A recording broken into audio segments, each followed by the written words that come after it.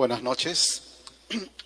Es un gusto poder participar en este espacio del ICET, ya tradicional, de reflexión teológica.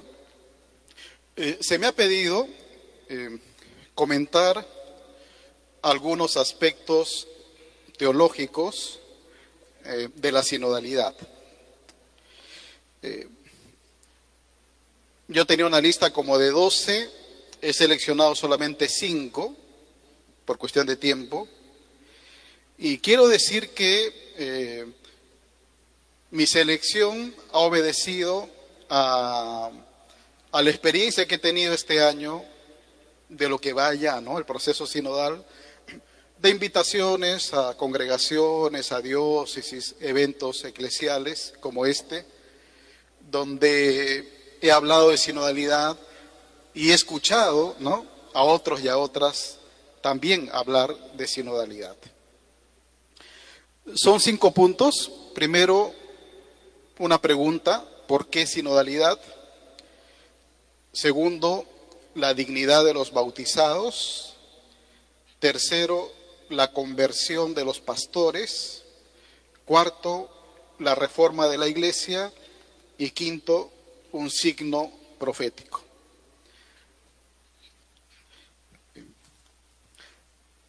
Uno, ¿por qué sinodalidad?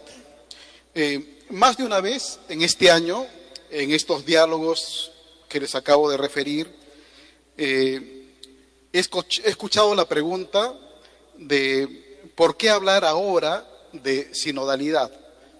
En realidad desde el 2015, ¿no?, de ese famoso discurso del Papa Francisco. Quizás para algunos es el discurso más trascendental del pontificado de Francisco, y si no el más, por lo menos uno de los más trascendentales. En ese discurso, con ocasión de los 50 años de la creación de los sínodos de los obispos, el Papa dijo que el camino de la sinodalidad es el camino que Dios espera de la iglesia del tercer milenio. Esa frase la sabemos casi de memoria porque no hay charla en la que no se cite. Pero además dijo en ese mismo discurso que lo que el Señor nos pide, en cierto sentido, ya está todo contenido en la palabra sínodo. Entonces, claro, la pregunta es ¿por qué darle tanta importancia a la sinodalidad? ¿O se trata de una moda más, como he escuchado en varios espacios decir, ¿no?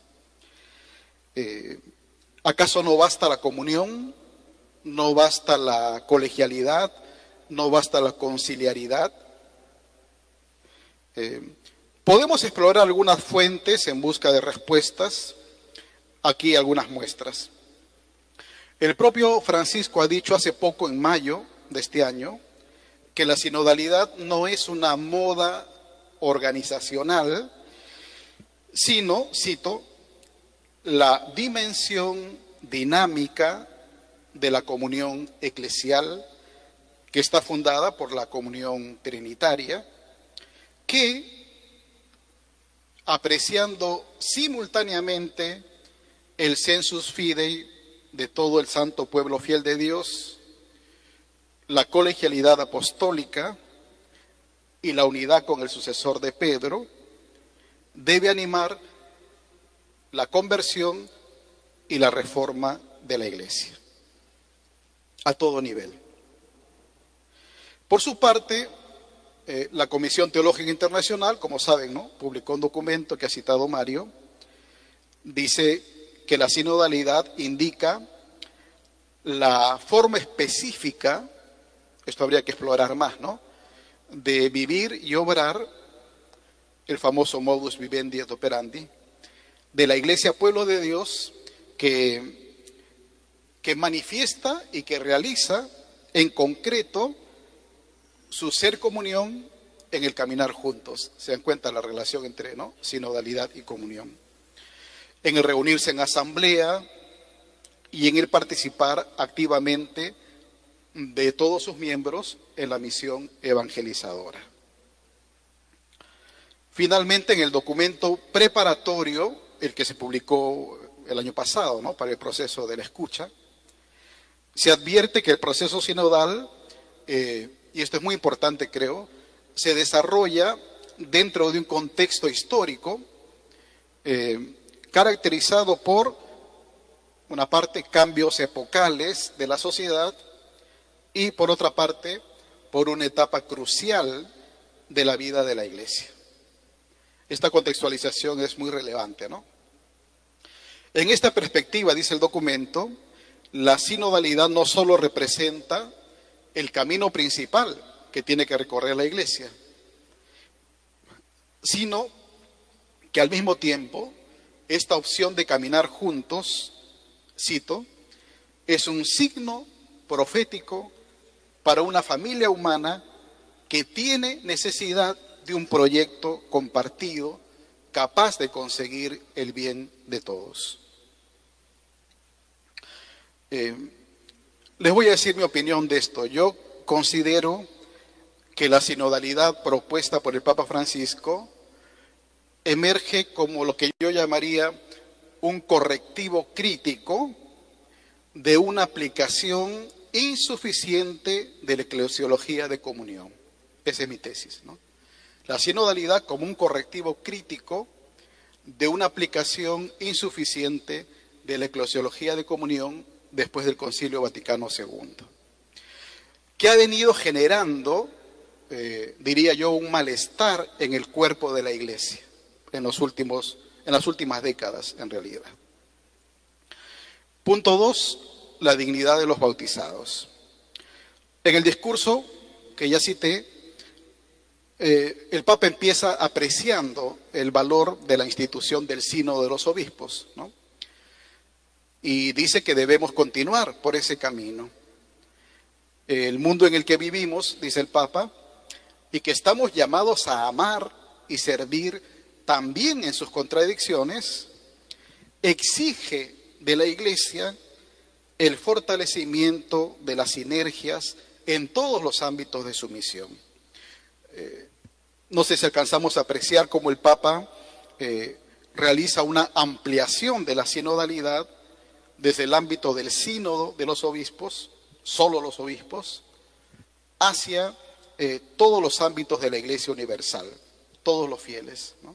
Atendiendo a las exigencias del mundo actual. Esta creo que es otra clave teológica importantísima, ¿no? Este ensanchamiento, digamos, que propone el Papa del dinamismo sinodal de la comunión eclesial. Y he titulado esta segunda parte La dignidad de los bautizados porque me parece que la dignidad bautismal, de la que podríamos hablar mucho, ¿no?, es el cimiento de una iglesia sinodal, ¿no? El Papa, cuando habla de sinodalidad, casi nunca recurre al sacerdocio común de los fieles, curiosamente, ¿no? Cuando dice que el fundamento del camino sinodal es el bautismo, curiosamente no insiste tanto en la categoría de sacerdocio común, sino más bien en el famoso sensus fidei, ¿no? Y eso tiene una razón. En todo caso, el leitmotiv, digamos, del Papa señala, repitiendo machaconamente el Lumen Gentium 12, ¿no es cierto? Dice que por la unción del Espíritu, en el bautismo, la totalidad de los fieles no puede equivocarse cuando cree. Y que esta propiedad se manifiesta en el sentido de la fe, sensus fidei, de todo el pueblo de Dios. Tendríamos que sacar las consecuencias prácticas, ¿verdad?, de este principio, ¿no? Cada bautizado, dice el Papa en Evangelii Gaudium, es un discípulo misionero, ¿no?, haciendo ese eco de Aparecida. Y esto me gusta, dice, cualquiera sea su función en la iglesia y el grado de ilustración de su fe. Sería inadecuado, cito, pensar en un esquema de evangelización llevado adelante por actores calificados, donde el resto del pueblo fiel sea solo receptivo de sus acciones. Por lo tanto, apelar al bautismo, a la dignidad bautismal, no es algo meramente romántico, ¿no? Sino algo que tiene que tener consecuencias en el proceso sinodal. Ahora, el sentido de la fe es una categoría clave, sin duda, en la medida que exige, y esta es una consecuencia práctica, ¿no? Exige la escucha activa de todos los fieles en la iglesia. En el amplio horizonte de lo que Carlos Schickendans ha llamado la revolución copernicana en la autocomprensión de la iglesia, ¿no? En la que la noción teológica del pueblo de Dios, tan presente en el Concilio Vaticano II, subraya la igual dignidad de todos los hijos de Dios y destaca la pertenencia común a la comunidad eclesial, que es, y esto quiero subrayar, esta dignidad, esta igualdad, previa a toda diferenciación de condición, de carisma o de servicio. O sea, sí hay diferencia, pero no hay discriminación, ¿no? El malestar al que me refería, ¿no?, antes, creo que tiene su origen en que las comunidades eclesiales se han configurado, y esto con una validación teológica, pastoral y canónica, se han configurado más desde la dignidad de los ordenados que desde la dignidad de los bautizados, ¿no? Esto es para mí evidente. Y eso nos ha producido un gran daño como cuerpo eclesial. Por lo tanto, si deseamos avanzar como iglesia, resulta imprescindible visibilizar las consecuencias del bautismo, superando la imagen de iglesia donde unos enseñan y otros solamente aprenden, unos disciernen y otros solo obedecen, unos celebran y otros solamente escuchan, haciendo posible una iglesia en la que todos enseñamos, aprendemos, discernimos, obedecemos y celebramos, ¿no?, en el caminar juntos. Si no sacamos las consecuencias prácticas de la dignidad bautismal, corremos el riesgo de caer en una, ayer algo de esto se preguntó, ¿no?, en una retórica populista que termina desencantando a la gente, ¿no?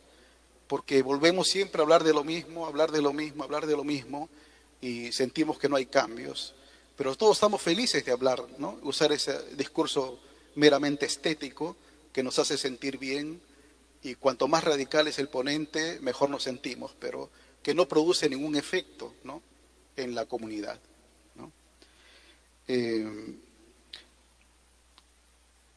Yo creo que tenemos que tener también signos, ¿no? Permítanme que hace tiempo ya en un sínodo diocesano, en la inauguración, yo veía que en la mesa habían 4 o 5 personas, todos clérigos, ¿no? Entonces, ¿cómo uno convoca un sínodo diocesano con hombres, mujeres, laicos, religiosas, etcétera, y en la presidencia hay solo clérigos y por tanto varones y célibes, ¿no? He visto organizar semanas teológicas, eventos, donde todos o casi todos los ponentes son clérigos, ¿no? Entonces, ¿qué mensaje de sinodalidad damos, ¿no?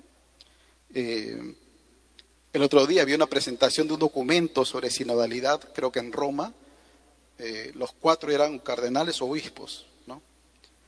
En la Asamblea Eclesial de América Latina que tuvimos, una experiencia era, ayer creo que se refirió ayer Edison a eso, una experiencia muy distinta era el trabajo de grupos, las celebraciones de la palabra, muy diversas, muy inclusivas, y cuando se iba a la Eucaristía, volvía, ¿no?, la iglesia meramente jerárquica, ¿no? Entonces, algo nos pasa, ¿no es cierto?, de que yo creo que esos son hechos que nos traicionan y revelan lo mucho que nos falta por caminar.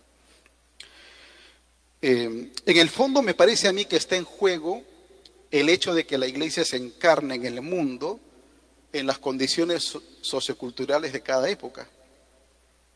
En nuestros tiempos, nadie se resigna a ser súbdito, ¿no?, me parece. sino que todos aspiramos a ser ciudadanos. Por tanto, sería insufrible, por lo menos para mí es insufrible, una pretensión de gobernar la Iglesia según modelos feudales, monárquicos o imperiales, ¿no? Por parte del Papa, los obispos o los párrocos. Quiero decir, párrocos, modelo feudal; obispos, modelo monárquico; Papa, modelo imperial, ¿no? No, por el bautismo, y aquí insisto en la dignidad bautismal, todos somos hermanos y hermanas y ciudadanos en la Iglesia, como se lee en Efesios 2:19, ¿no? Y estamos permeados por nuestras experiencias democráticas, ¿no? Creo que hoy hay un etos democrático que también se exige en nuestra Iglesia, desde la perspectiva no de la democracia liberal, sino de la eclesiología participativa, ¿no? Tenemos que cubrir un poco esa brecha, no un poco, sino mucho, esa brecha entre las exigencias de la modernidad, entre otras cosas el etos democrático, y las prácticas de la Iglesia que no son suficientemente participativas, a mi entender. Punto 3, la conversión de los pastores. El Papa dice que la sinodalidad debe animar dos cosas: la conversión y la reforma, ¿no? Entonces, en este punto 3 voy a hablar de la conversión y en el 4 de la reforma. Claro, debo advertir que aunque la conversión es una invitación para todo el pueblo de Dios, obviamente, por cuestión de tiempo y opción, voy a concentrarme en la conversión sinodal de los pastores, ¿no? Me ha llamado mucho la atención en estos meses de la primera fase, ¿no?, del proceso sinodal, en el trabajo de consulta en todas las jurisdicciones eclesiásticas, las actitudes de los pastores, ¿no?, de receptividad en algunos casos, pero también de indiferencia, mucha indiferencia, y en algunos otros casos incluso de resistencia, activa o pasiva, pero resistencia. Mi impresión, no tengo cifras porque creo que no se ha hecho un estudio, ¿no?, de campo, es que una porción significativa del clero peruano se ha movido, o que trabaja en el Perú, se ha movido entre la indiferencia y la resistencia, ¿no? Sea porque se considera gente progresista que no cree en este proceso, o gente que más bien cree que la sinodalidad es una amenaza, ¿no es cierto?, para la Iglesia, y que vamos a acabar, entre comillas, como Alemania, ¿no? El problema es que cuesta mucho reunirnos, escucharnos y abrirnos. Así se lee en la síntesis sinodal que citaba ayer Monseñor.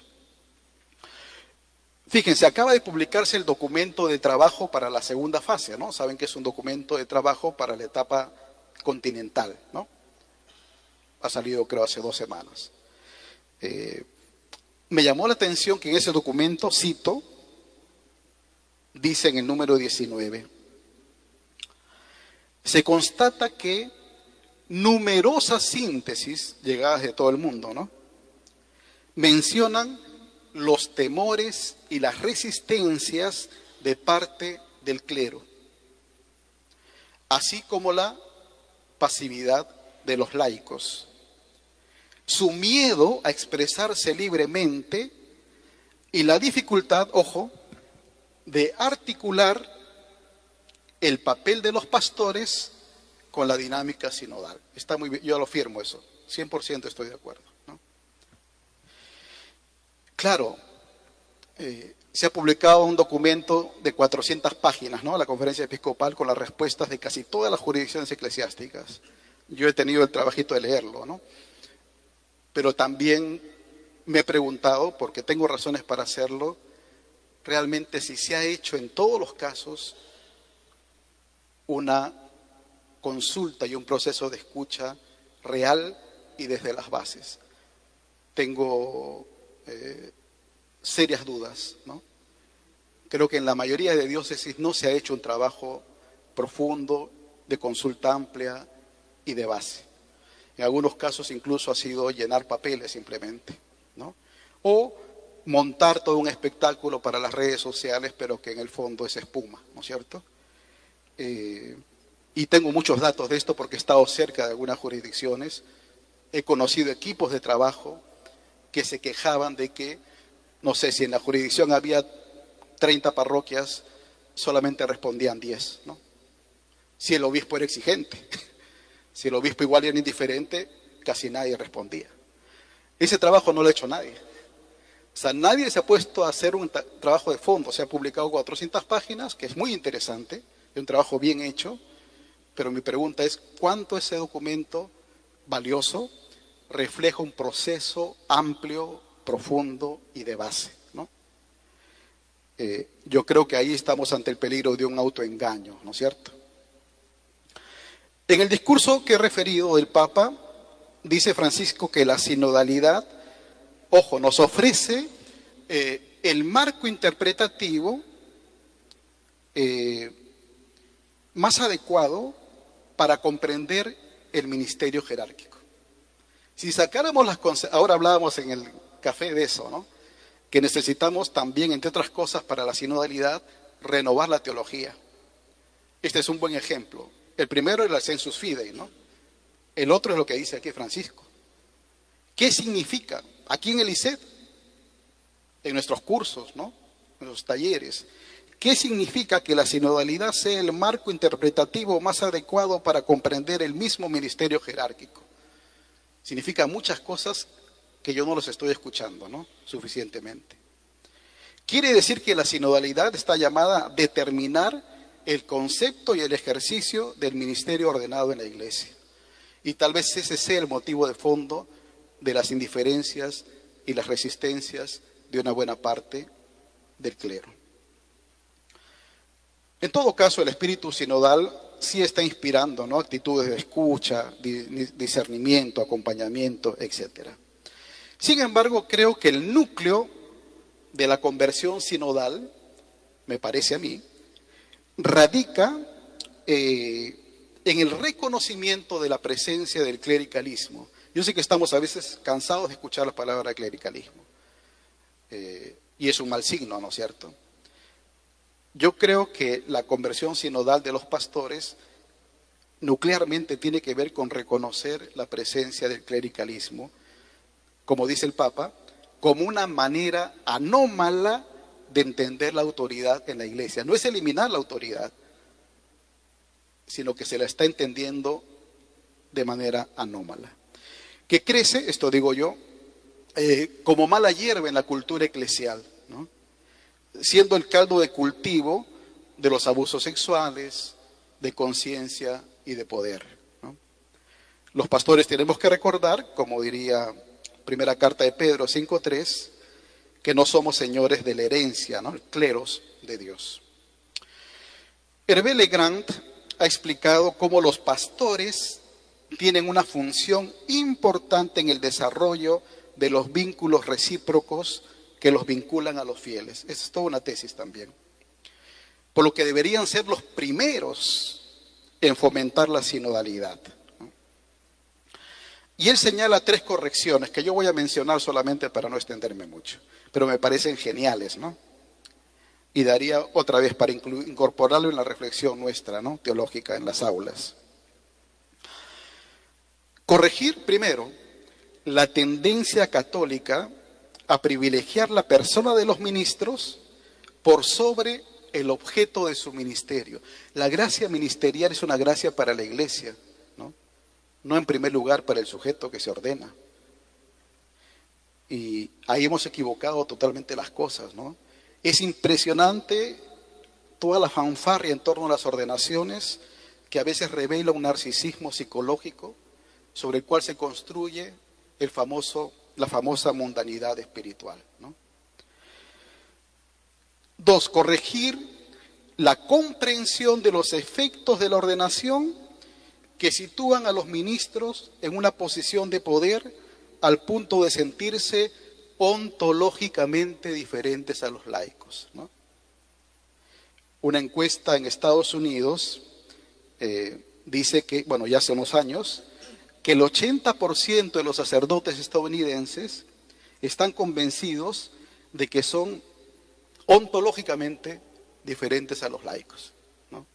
Esa es la perversión de la teología del ministerio, ¿no? 3, corregir una concepción de la ordenación que sitúa a los ministros por encima o desvinculados de la iglesia, de modo que se haga visible la inserción de los obispos y de los presbíteros en la iglesia. No sé si ustedes saben que el 40% de los obispos del mundo están asignados a sedes titulares que no existen. Esto es terrible. Sea porque son burócratas en el Vaticano, porque son diplomáticos o porque son obispos auxiliares. Pero el 40% de obispos no están vinculados a una iglesia real, ¿no? El nombramiento de obispos con una mínima consulta a la iglesia local es otro síntoma de esto que estoy diciendo, ¿no? O el traslado de obispos, ¿no?, de una sede a otra. Lo mandan allá a la Amazonía, a los Andes, y están esperando el día que los promuevan para la costa, ¿no?, o para Lima. Esto es el carrerismo que nos está perdiendo como iglesia, ¿no? Los que ustedes saben un poco de historia de la iglesia saben que no fue así. El obispo era para una comunidad. Y no sucedía el obispo a quien le imponía las manos el día de su ordenación. El obispo sucedía a su predecesor en la diócesis, ¿no? Pero en fin. Punto 4, la reforma de la iglesia. Es importante esta reforma siguiendo ese doble principio de una iglesia siempre reformándose y de una reforma en la cabeza y los miembros, ¿no? Cabe advertir que la naturaleza de la reforma que nace de la sinodalidad consiste, como diría Benedicto XVI, en un conjunto de continuidad y discontinuidad en diferentes niveles. Esto es lo que muchos no entendemos. La sinodalidad propone una reforma que no es pura continuidad, sino ¿para qué? Yo a veces veo eso, ¿no?, que hay gente que habla de sinodalidad y dice lo mismo que se ha dicho siempre. O sea, ¿para qué hablamos entonces de sinodalidad si no hay nada nuevo, ¿no? Leo varios artículos que los teólogos podrían haberlos escritos cuando no se habla de sinodalidad, es lo mismo, ¿no? Entonces, pero tampoco es pura discontinuidad, ¿no?, como si con nosotros empezara todo, no. Hay que aplicar lo que Benedicto ha llamado la hermenéutica de la reforma, ¿no? Gran tema para hermenéutica teológica. Fíjense, los estudiosos de la sociología y las organizaciones coinciden que toda reforma se realiza interviniendo simultáneamente en 3 niveles. Esto me ha ayudado a mí mucho, ¿no? Primer nivel, los contenidos de conciencia colectiva, es decir, las visiones, ¿no? Segundo nivel, la forma de las relaciones internas en la iglesia. Y tercer nivel, estructuras, procedimientos, actividades, funciones, ¿no? Me voy a enfocar en el tercer nivel por el tiempo. Es obvio que la sinodalidad tiene que circular por las estructuras eclesiales, ¿no? Entonces se hace necesario, sin duda, someter a revisión los organismos de la sinodalidad formal, ¿no?, sobre todo dentro de las iglesias locales. Habría mucho que decir sobre consejos pastorales, diocesanos y parroquiales. Curiosamente, hasta el día de hoy son facultativos, ¿no? No son obligatorios en la iglesia.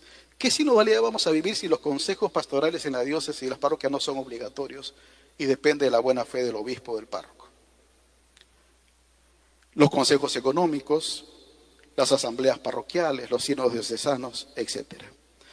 Existe cierto consenso entre teólogos y canonistas de que la sinodalidad exige reajustes en el derecho, ¿no?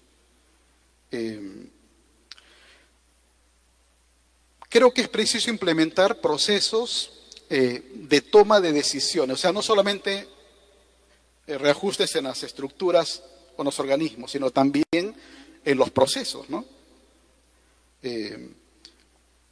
con la corresponsabilidad de todos los bautizados, a partir del clásico principio que habrán escuchado varias veces, medieval, ¿no? Lo que a todos afecta, por todos debe ser tratado y aprobado. Una situación que yo creo que es problemática es el carácter solo consultivo de todos los organismos, ¿no? O sea, el obispo o el párroco en su efecto puede tener organismos de consulta, pero son esos, solo consultivos, ¿no? No son deliberativos. Pero más que plantear una tensión entre esto, me parece que uno podría avanzar en la línea de la distinción entre lo que llaman decision making y decision taking, ¿no es cierto? Es decir, entre elaborar una decisión y tomar una decisión, ¿no? No sé si me explico, es decir, si bien en muchos casos la toma de decisión corresponde a uno, podríamos avanzar mucho más en una participación cada vez más grande en un mayor grado de elaboración de las decisiones, ¿no? Por último, tendríamos que cuestionarnos sobre la forma de gobierno en la Iglesia, ¿no? Yo creo que no vamos lejos si es que no hay un cambio radical en la forma de gobierno de la Iglesia, ¿no? El propio Francisco ha dicho que la conversión del papado es una tarea pendiente. Juan Pablo II dijo, ¿no? Ayúdenme a reformar el papado, ¿no? Y hasta ahora estamos esperando eso, aunque ha habido algunos pequeños avances en el Vaticano. Yo creo que no es posible seguir ejerciendo la autoridad en la Iglesia con la concentración de poderes. Que un solo sujeto, por más digno que sea el que ejecuta, el que legisla y el que juzga, ¿no? Esto nos ha hecho vivir, y yo puedo contarles muchas historias, grandes dosis de abuso de parte de los obispos, ¿no? Donde uno no sabía dónde ir a quejarse, ¿no? Y ha hecho que algunas diócesis padezcan durante años, ¿no?, a obispos descalificados para el cargo, ¿no? ¿Por qué? Porque revela que no tenemos mecanismos, ¿no?, de corrección en el gobierno de la Iglesia. Al mismo tiempo es necesario cambiar la forma actual de designar a los obispos. De eso no voy a hablar más, pero es obvio, ¿no? No podemos pasar de un lobby a otro en la Iglesia. No puede ser, ¿no? Tenemos que tener formas más participativas y regladas y con transparencia. En cualquier caso, creo que ningún pastor debe ejercer una función sin un sistema de supervisión y de rendición de cuentas, ¿no? De modo que la transparencia no dependa solo de la buena voluntad del pastor, ¿no? Yo a veces tengo la impresión de que en la Iglesia nos damos el lujo, entre comillas, muchos pastores, de ejercer un cargo sin rendir cuentas a nadie y sin tener un sistema real de supervisión, ¿no? De esto también podríamos hablar mucho, diócesis por diócesis, ¿no? Y así ya no se trabaja en ninguna o casi ninguna institución pública ni privada, ¿no? Y eso es un caldo de cultivo de la corrupción en la Iglesia. Y podría contarles muchos casos de corrupción en la Iglesia y en las congregaciones, que tiene su origen, entre otras cosas, en que no tenemos sistemas reales de supervisión y de control. Y nos hemos acostumbrado a no rendir cuentas a nadie, ni al provincial ni al obispo. Y el obispo a casi nadie. Último punto, justo, un signo profético. Fíjense, la sinodalidad no es algo aislado, ¿no? Hay gente que dice, ahora el Papa salió con otra cosa, ¿no? Primero la familia, la conversión pastoral, después la Amazonía, la ecología, ahora sinodalidad. Todo es lo mismo, no lo mismo, todo es un conjunto, ¿no? Es un programa del Papa trazado en el Evangelii Gaudium, lo que él llama en ese texto la reforma de la Iglesia en salida misionera, como lo decía ayer Edmundo, ¿no?, que finalmente la sinodalidad es para la misión, obviamente. Como hemos visto en el documento preparatorio, se habla de la sinodalidad como un signo profético, ¿verdad? El Papa dice en su discurso que la iglesia sinodal es como un estandarte levantado entre las naciones, ¿no? Evocando Isaías 11:12. En un mundo que a menudo entrega el destino de poblaciones enteras en manos codiciosas de pequeños grupos de poder.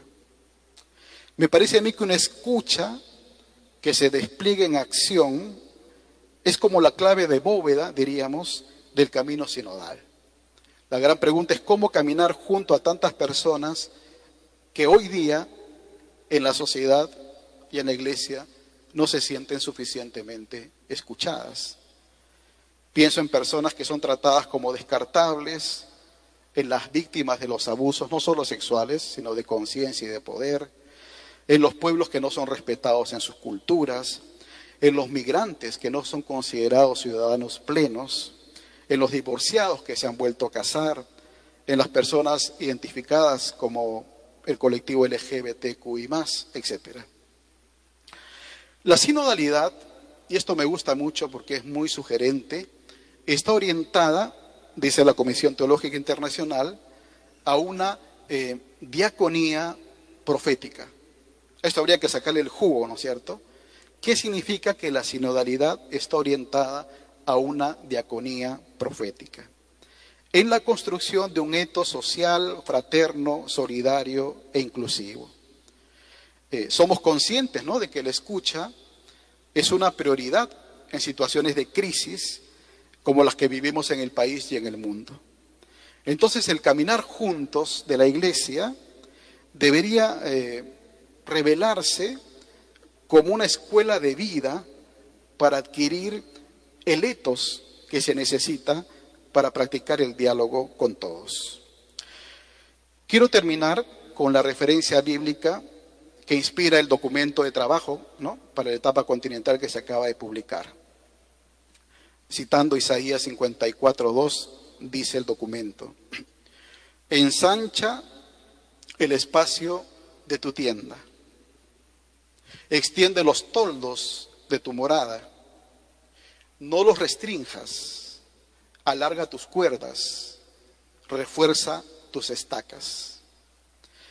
Una potente invitación a imaginar la iglesia como la tienda del encuentro que acompañó al pueblo en su travesía por el desierto. Una llamada finalmente a ensanchar la iglesia para acoger a todos. Gracias.